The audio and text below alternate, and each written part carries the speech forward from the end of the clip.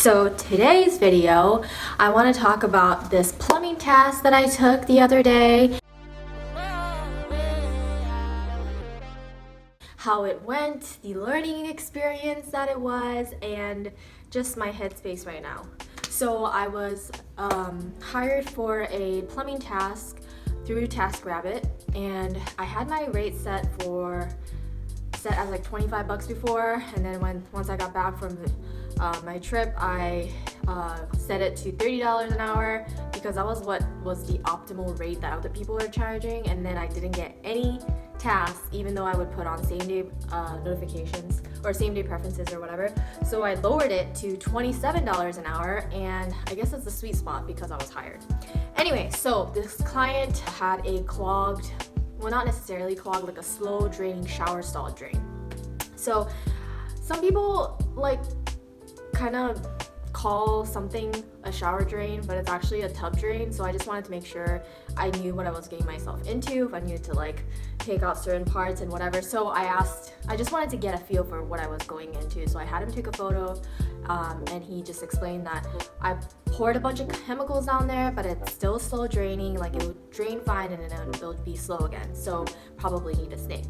So to the task, I bought a couple of things at Home Depot first. So first of all, I bought a very inexpensive Husky drain snake. This is just 15 feet and it was about $16.87 or something like that.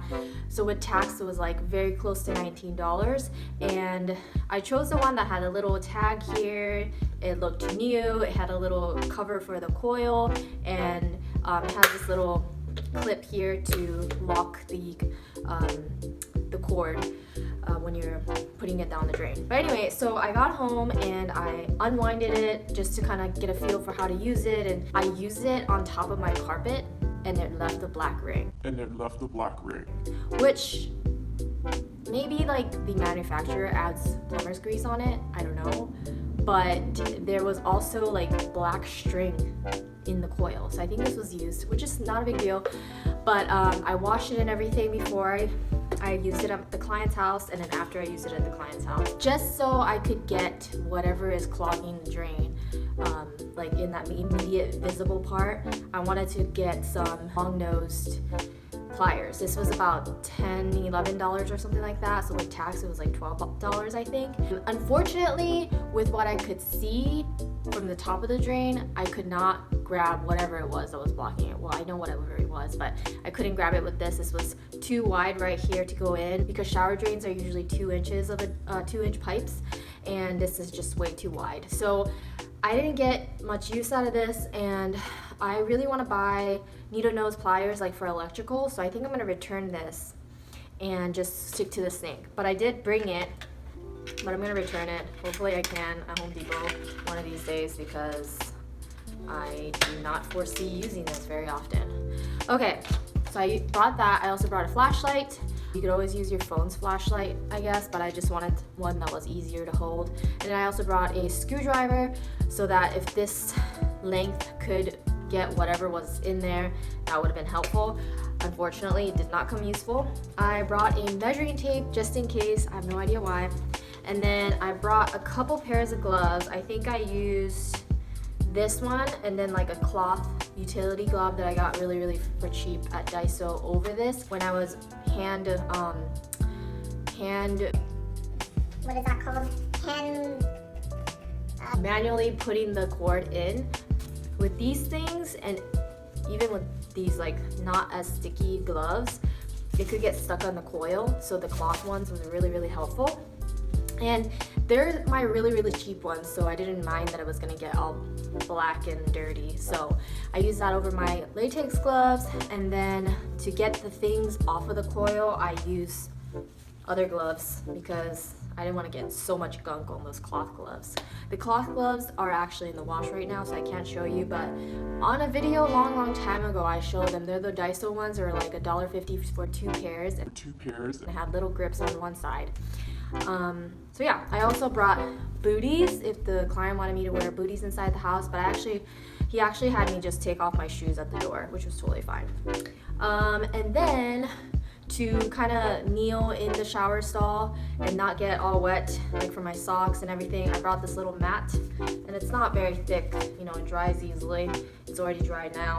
And then I also brought, I think, about 3 small dry towels and 1 like pre-wet one so I can just wipe the cord as I finish the job. So how did the job go?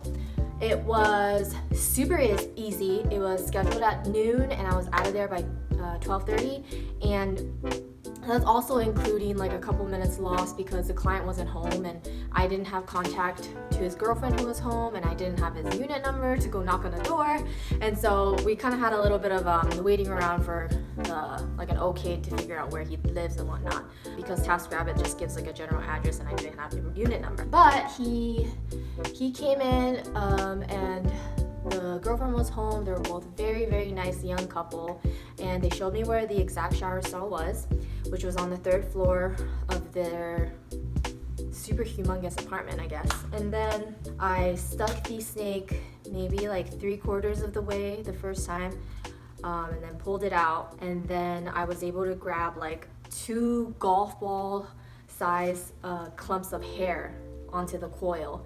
And then I took all of that off. Oh, another thing that you should bring, because he had thrown a bunch of chemicals down there and it just like old pipes and whatever, the clump of hair was just drenched in just this black liquid, and it did not smell good. It didn't smell stinky, it just smelled very chemically. So, you know, like they had a little trash can by their toilet and I could have thrown it in there, but I'm so glad I brought a piece of plastic bag that I just thrown away all their hairs in, because, and like tied up before I threw it away, because yeah, it smells really bad, and that's just like a little thing that I would hope my tasker would do, a handywoman person would do, rather than just dumping whatever it is into their trash can. And then I also didn't want to just throw that big thing into their toilet, because you never know how big that thing was gonna be. So anyway, I brought a plastic bag, took off all the clumps of hair from the first go into the bag, and then I ran the snake again just to make sure I got everything. The second time, I put the snake in almost all the way through, and it was like, when I pulled it out, there was hardly any hair on it. There was a tiny clump of hair.